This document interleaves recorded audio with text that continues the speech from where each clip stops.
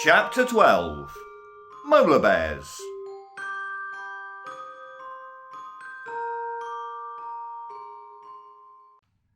The huge shape squeezed through the mouth of the cave. The sun streamed in behind it so that Reece William and Milktooth could clearly see what it was.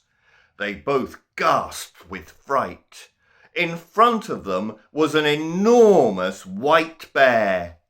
The bear, however, looked rather odd.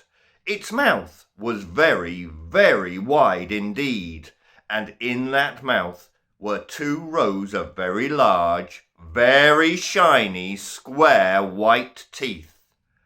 The 2 companions huddled on the floor in the middle of the cave. They were terrified. The sunlight disappeared again as another large shape filled the entrance to the cave. "Here, Boris, what you got there?" another loud voice rumbled. A second large white bear with wide mouth and big teeth pushed its way into the cave. Reece William and Milktooth glanced at each other with frightened little eyes. They were trapped. "Well, I don't rightly know," rumbled the first bear. Two little somethings that might be perfect for breakfast." The second bear peered down at Reece William and Milktooth. He cocked his head to one side. "Oh, come off it, Boris, you're scaring 'em. Besides, they wouldn't make a mouthful." Rumbled the first bear, whose name appeared to be Boris. "I suppose you're all right, but what are we going to do with them? They are trespassing, you know." But please, sir," squeaked a very frightened Reece William, "we didn't know we were trespassing. We just needed somewhere to sleep for the night. We had a very long climb and were so very tired. We were just about to leave, weren't we, Milktooth?" The terrified little fairy could only manage a small nod. The bear Boris frowned. This was a very strange look, as his mouth and teeth were so big. "Please don't eat us," stammered Reece William. "We didn't mean any harm. We like bears, really, we do." He glanced at Milktooth, who managed another tiny nod. "Look," Reece William said, "I've got a bear of my own." He pulled Zeus out of his rucksack and held the teddy bear out in front of him. Boris sniffed at the little bear and sneezed. "Achoo!" "Bless you," said Reece William. "Please, sir," he asked, "but what exactly sort of a bear are you?" "We," Boris said very proudly and standing up as straight as possible in the cave, "are Molar Bears, masters of the Molar Mountains. I am Boris, and this here is Roger." Roger bowed, and for the first time since the bears had entered the cave, Reece William smiled. "Pleased to meet you," he said. "I'm Reece William. I'm a little boy, and this is Milktooth. He's a tooth fairy."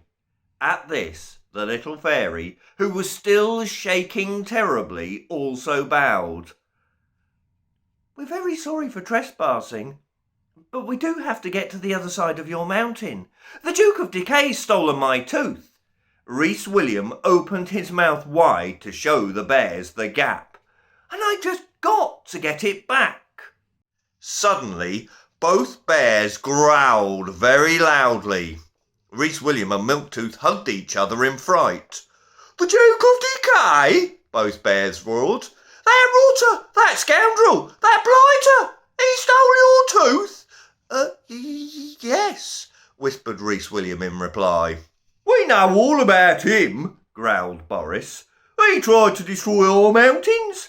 How do you think all these cracks and holes appeared, eh? It was him, and those 2 rascals gap and filling as well. And why, you ask yourselves, why did he try to destroy our beautiful mountains? For one simple reason, so he wouldn't have to climb over them, that's why. And now he's gone and stolen your tooth." The 2 bears turned to each other and began whispering in low, grumbling voices. "Please, sir," Reece Williams squeaked again, "we really must be going. We've got a hard climb over your mountains, and such a long way to go after that." Milktooth nodded nervously in agreement. Both bears turned and looked at the two little friends. "We," Boris rumbled, "have decided to help you. We will carry you over the Molar Mountains and down to the shores of the Toothpaste Sea. I assume that is the way that you're going?" The little pair nodded. Thank you, sir," they both whispered. "We'll do anything to help an enemy of the Duke of Decay," growled Boris. "Come on, Roger, there's no time to lose." The two great bears shuffled and squeezed back through the mouth of the cave. Reece William and Milktooth followed, although they were both still very nervous. Boris leaned down towards Reece William and opened his huge mouth. Reece William closed his eyes in terror. Gently, Boris took hold of Reece William's collar between his teeth and swung him up onto his back. Roger did the same with Milktooth. Very warily, Reece William opened his eyes. He was now sitting astride the back of the great Molar Bear. "Now hold on," rumbled Boris. "Away we go." Reece William clutched his rucksack with one hand and clung on to the bear's fur with the other. The two mighty bears thundered up the mountainside. Reece William and Milktooth hung on for dear life. It wasn't long before they had reached the top of the mountains. Reece William gave a little cry of joy. There, far below, on the other side, lay the Toothpaste Sea. The Molar Bears were panting for breath. Such was the speed they had travelled. They rested for a few moments, then off they went again, racing down the other side of the mountain. The Molar Bears were very fast indeed. It seemed to Reece William that in no time at all they were approaching the foot of the mountains. The two great bears slowed a little to catch their breath. Then they both took a giant leap and landed with a thump on all four paws on the shores of the Toothpaste Sea. Reece William cried out once more with joy and hugged the giant bear. They had made it over the Molar Mountains.